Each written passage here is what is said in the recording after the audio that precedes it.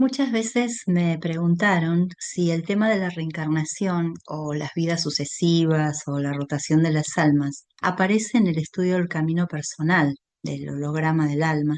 Y estoy justamente haciendo este podcast para aclarar este punto y responder que por supuesto que sí. El fenómeno de la reencarnación está arraigado en tradiciones esotéricas desde hace miles de años en la humanidad y pertenece a tradiciones muy serias dentro de la mística, como el hermetismo, que es el sistema de conocimiento iniciado por Hermes Trismegisto en Egipto hace más de 5.000 años. Posteriormente, ese conocimiento se compendió en el Kybalión a través de la tabla Esmeralda, muchos siglos después, y también es un fenómeno que se describe en las doctrinas filosóficas orientales, en las de la segunda mitad del siglo XIX, en la Cábala hebrea.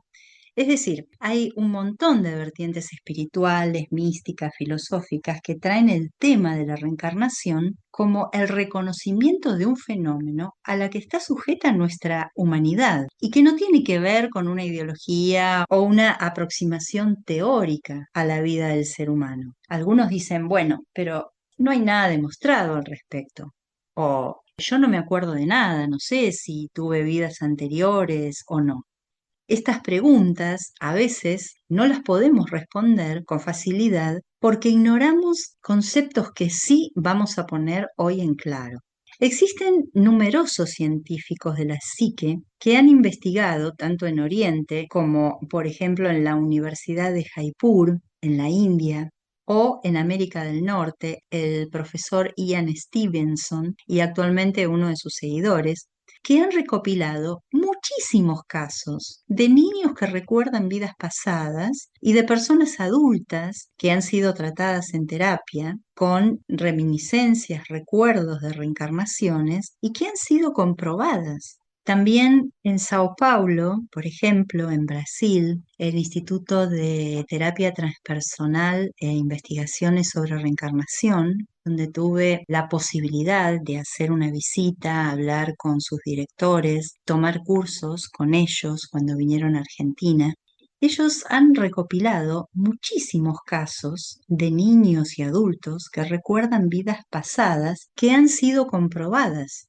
A veces, este tipo de descubrimientos, de investigaciones con corroboraciones, no llegan a nosotros por vías de información masiva y por eso nos mantenemos en un estado de ignorancia de la evolución que hay al respecto. Por otra parte, también ignoramos que por una cuestión de salvaguardar los recuerdos anteriores, venimos con la memoria velada a esta encarnación, velada de una manera detallada porque sí, a lo mejor las reminiscencias aparecen en forma de emociones, de sueños, de sensaciones, de impresiones generales, cuando visitamos un lugar o cuando contemplamos una película en determinada época, un amor inexplicable que nos surge a determinadas naciones, geografías, como así también reminiscencias que pueden sobrevenir cuando conocemos a algunas personas. Esta memoria permanece vedada para nosotros porque, dado nuestro estado de conciencia actual,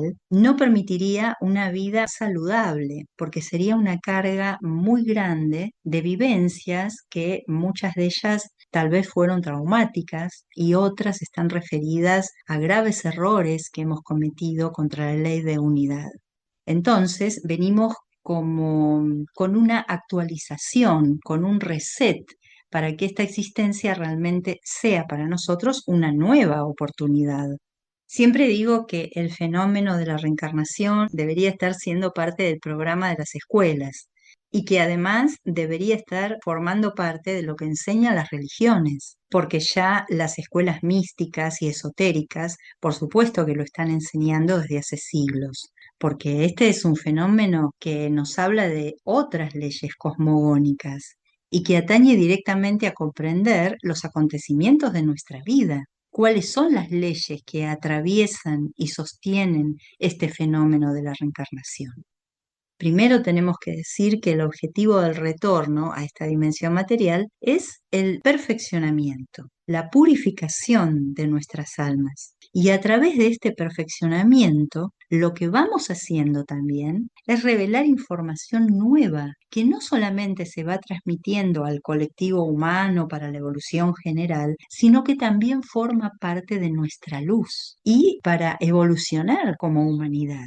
El fenómeno de la reencarnación está atravesado por leyes universales.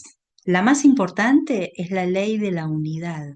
La ley de la unidad nos está hablando de que todos estamos originados e insertos en una matriz, en un sustrato divino inteligente y perfecto que nos ha creado, que sostiene las dinámicas de nuestra evolución y en la que subyace la hermandad con todos los seres.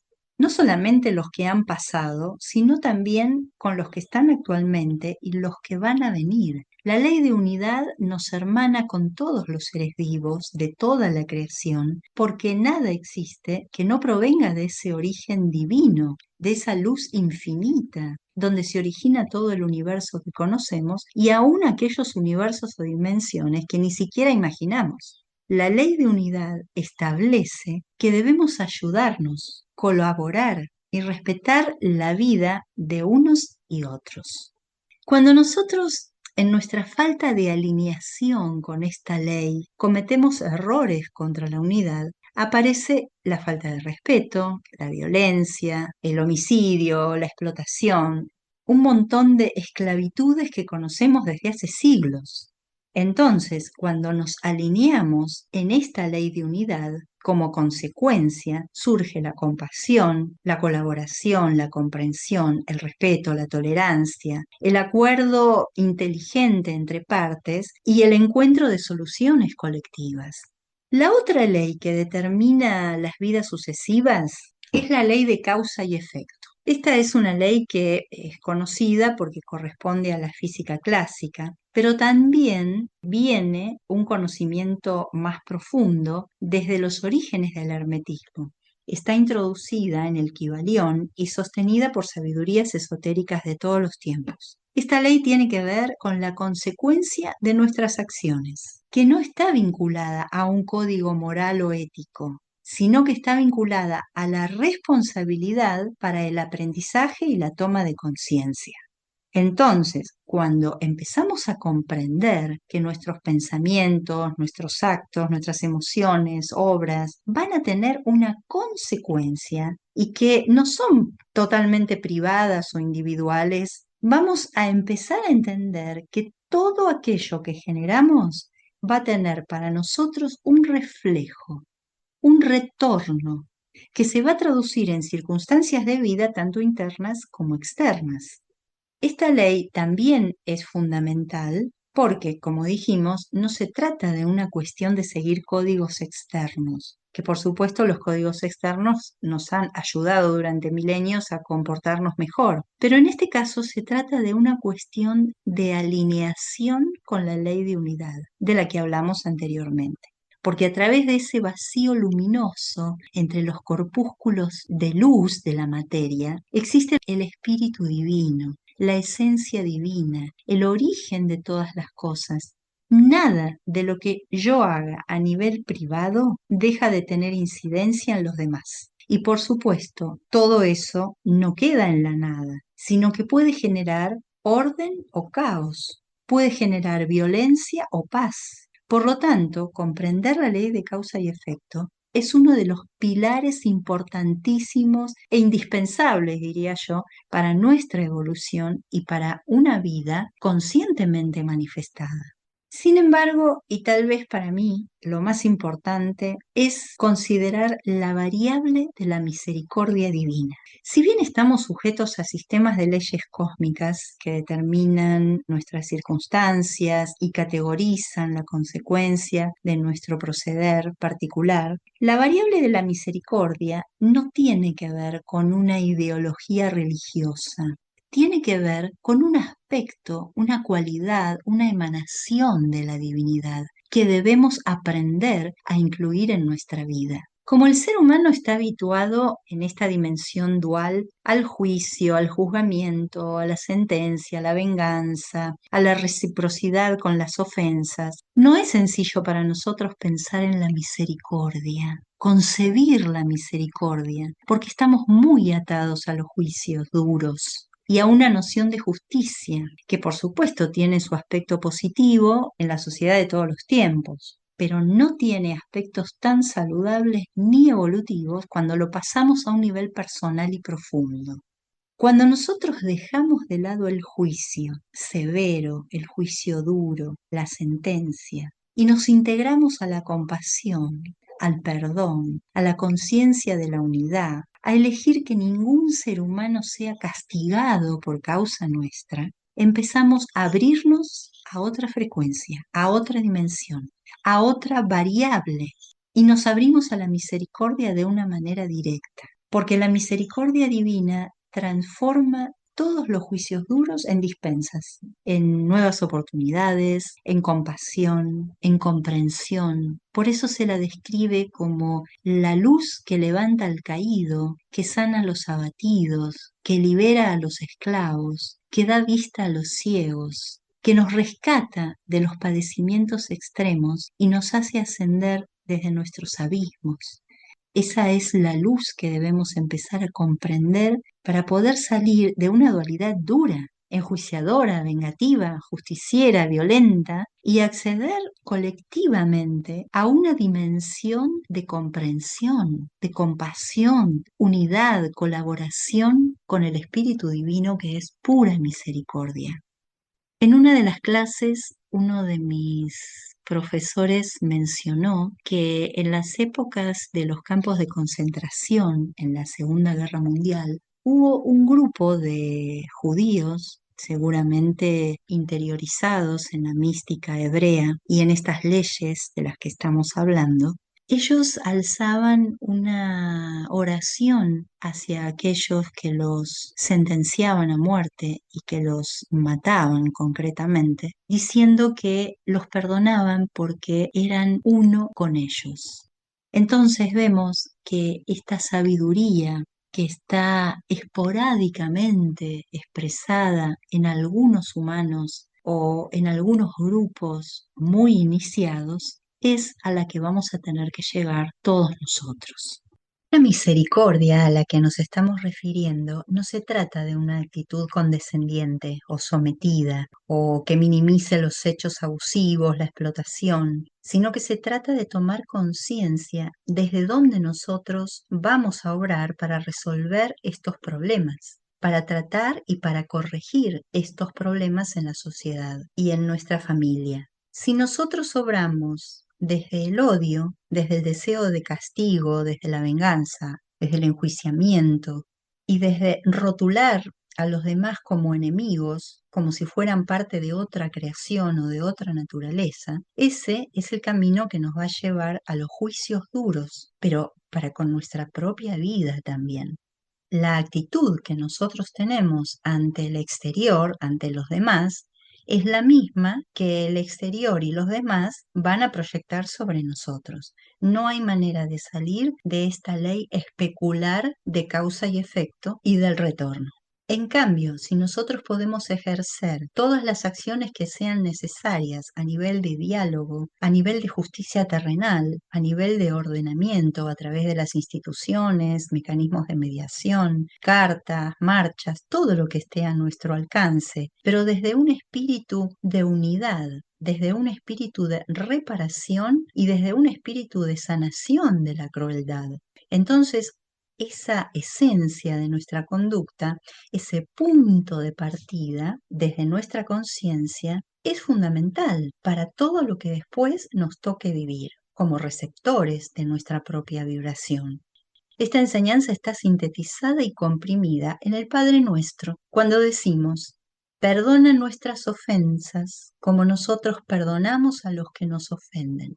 Fíjense que Jesús, el gran maestro de la compasión y la misericordia, compendia en una frase de apenas 10 palabras toda una ley para que no estemos encerrados en nuestra propia cárcel de actitud justiciera. para que no estemos encerrados en el odio. Y hace 2000 años que estamos tratando de ejercitar esto, algunos de nosotros, y poco hemos logrado todavía, dado que la mitad del globo terráqueo está imbuido de una cultura cristiana, si se quiere. Sin embargo, la dimensión de la dualidad es tan fuerte que es la que nos tiene sujetos a un modo de pensar completamente alejado de la unidad. Y ese es nuestro kit evolutivo, pasar de la dimensión de la dualidad que ya conocemos bien a la dimensión de la unidad. Y aquí no se trata de ser iguales o de tener que acceder a las ideas ajenas, de no ser nosotros mismos, porque justamente en la diferencia subyace la unidad. Así como en los diferentes instrumentos y en los diferentes acompañamientos de una melodía se puede apreciar la maravilla de una sinfonía. La unidad no es la unidad aparente, una unidad de compromiso o de masificarnos. Es una unidad fundante de la que todos tenemos que tomar conciencia si queremos realmente pasar a otro tipo de sociedad, a otro tipo de vínculos y a otro tipo de humanidad. Jesús, el gran profeta judío, que es considerado, admirado y reconocido por las culturas orientales, por los musulmanes, él nos dio varias claves que muchas veces nos parecen imposibles de cumplir, varias claves referidas a esta misericordia que nos conviene conocer, practicar y comprender. Él dijo, no juzguen. Claro que siempre podemos abrir un juicio de valor sobre lo que observamos y vivimos, pero una cosa es un juicio de valor y otra cosa es un juicio que lleve al juzgamiento y que lleve a una sentencia, porque siempre que hay una sentencia hay un juez y un reo.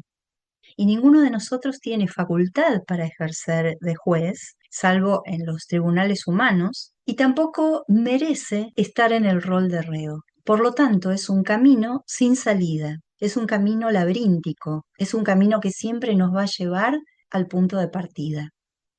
Y en otra de sus frases también es evidente esta enseñanza de la misericordia, cuando nos dice, amen a sus enemigos, oren por aquellos que los persiguen y los maldicen, devuelvan bien por mal.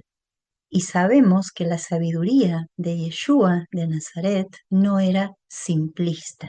Podemos decir que es tan elevada y tan profunda que casi no la podemos comprender.